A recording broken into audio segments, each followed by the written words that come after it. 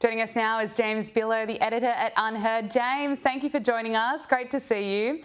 There's been a significant development in the process of bringing the Ukraine war to an end. Donald Trump and Vladimir Putin will meet in Saudi Arabia to discuss a ceasefire in Ukraine, and Trump has spoken to Putin and Zelensky. Here he is. We had a great call, and it lasted for a long time, over an hour this morning. I also had with President Zelensky a very good call after that. And I think we're on the way to getting peace. I think President Putin wants peace and President Zelensky wants peace, and I want peace. I just want to see people stop getting killed. Defence Secretary Pete Hegseth has confirmed that Ukraine will not be invited into NATO. Take a listen. The United States does not believe that NATO membership for Ukraine is a realistic outcome of a negotiated settlement. Instead, any security guarantee must be backed by capable European and non-European troops.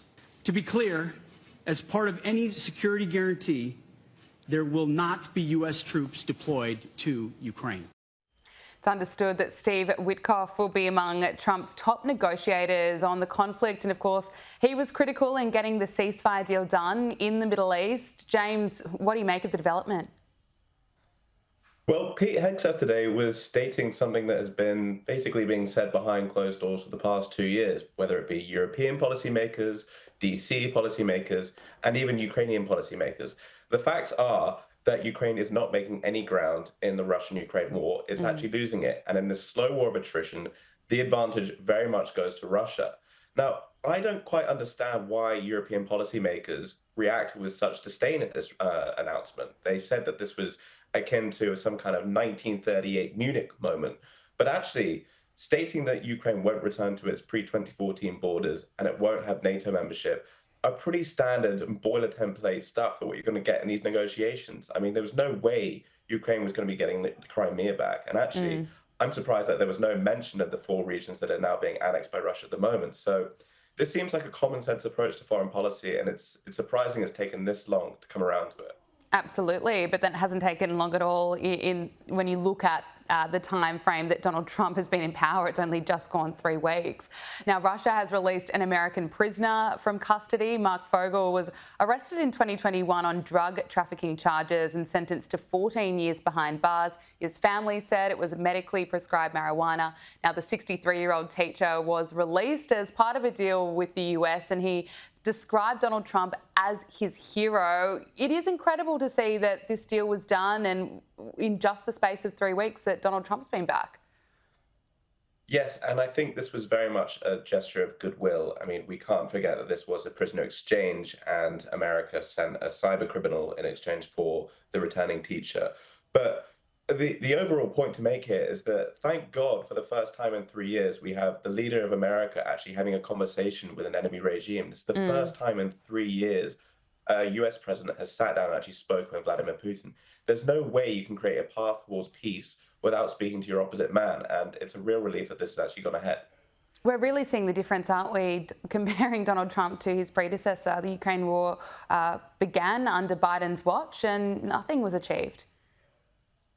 No, and in a nice bit of symmetry there was actually a prisoner swap under Biden's term, and that was the basketball player Brittany Griner, who was arrested under similar conditions. She was carrying some kind of marijuana vape, and in exchange, Biden had to exchange one of the most notorious arms dealers in the whole world, a Russian convict. So there has to be some kind of ugly dealing here, but you're right.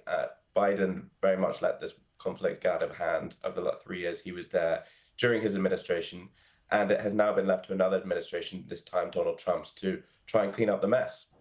Let's look at the Middle East. Israel's Prime Minister Benjamin Netanyahu has declared that Israel will resume intense fighting in Gaza if Hamas does not return all Israeli hostages by Saturday. Donald Trump has doubled down on his threat to Hamas that if that deadline isn't met, all bets are off.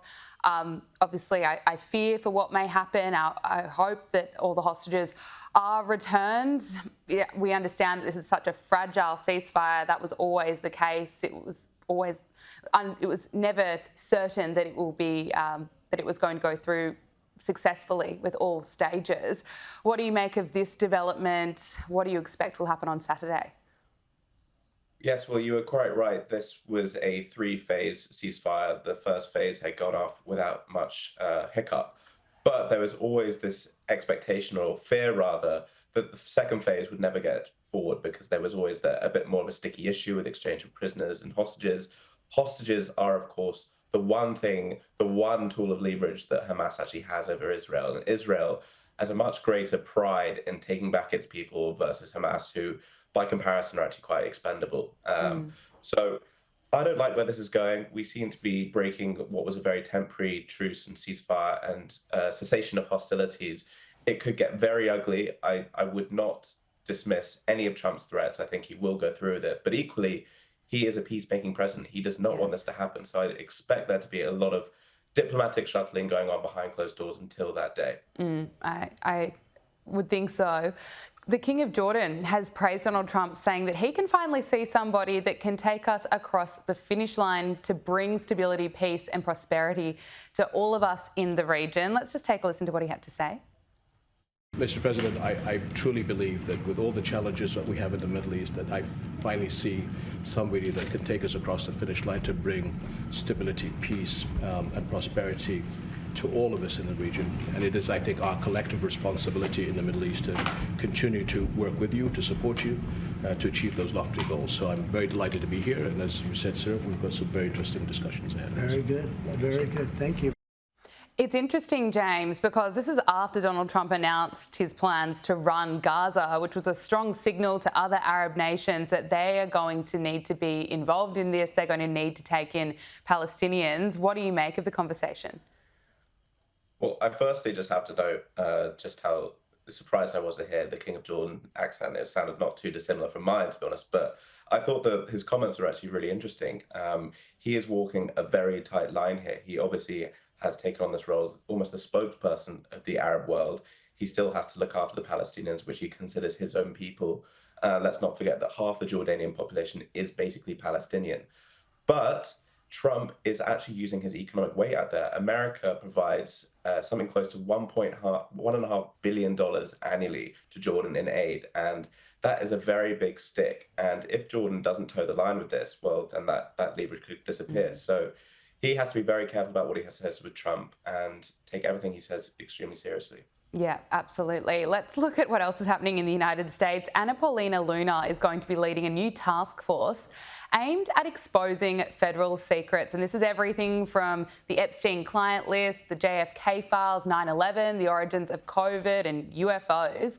Anna Paulina Luna says that the first investigation will be on the JFK files, looking at his assassination. And she said yesterday that from what she's seen so far, the initial hearing was wrong. This is it. Our first investigation will be announced, but it's going to be covering on a thorough investigation into the John F. Kennedy assassination. And I can tell you, based on what I've been seeing so far, the initial hearing that was actually held here in Congress was actually faulty in the single bullet theory. I believe that there were two shooters, and we should be finding more information as we are able to gain access into the SCIF, hopefully before the files are actually released to the public. Two shooters. That's a bit of a bombshell to drop before we've seen any of these files that haven't been released before. But, you know, she's obviously seen more than the public. What did you make of this? Well, out of all the executive orders Donald Trump signed in his first 3 weeks in office, this declassification was, to me, one of the most exciting. We are finally shedding some sunlight on some of these most highly discussed issues in American popular culture, not least of all JFK. And this attempt at declassifying has already come with reward, whether there are one shooter or two. The FBI revealed they had 2,400 files pertaining to the JFK case that had as yet not been unsealed. So this is a fascinating development. And by the way, I'm not even sure if you can call it a conspiracy at this point, because 2/3 of Americans do not believe the official line that Lee Harvey Oswald was acting alone in the assassination of JFK. So I think there are going to be a lot of interesting threads to pull on that, and I'm extremely excited to see what comes out. Oh, me too. Now, FEMA's Chief Financial Officer, Mary Comans, has been fired for illegally funding migrant luxury hotels in New York City against the orders of Donald Trump. Now, it comes after the DOGE team discovered that FEMA sent $59 million last week to luxury hotels in New York City to house illegal migrants, and they were being charged double the normal hotel rate. I mean, this money is supposed to be going to Americans for disaster relief. And look, I live in New York. I have reported on this issue for months now, and it is staggering just to show you how much strain this new influx of migrants has put on one of the greatest cities in the world. So in the last 2 years, there have been about 200,000 or so immigrants that have come into the city, having been bussed in from red states. The cost of housing and feeding these migrants costs more than all emergency services combined in the city. Now, that is a staggering percentage, and it just goes to show why New York City had one of the biggest pro-Trump swings across the whole country. I think this place is absolutely sick of what's going on with the treatment of these migrants and also the way they've been housed. And that is extraordinary, just how much has been spent on luxury hotels and whatnot. So hopefully this will be coming to an end soon. Absolutely. James Billot, editor at Unheard, thank you so much for joining us on Power Hour. Appreciate it. Thanks very much.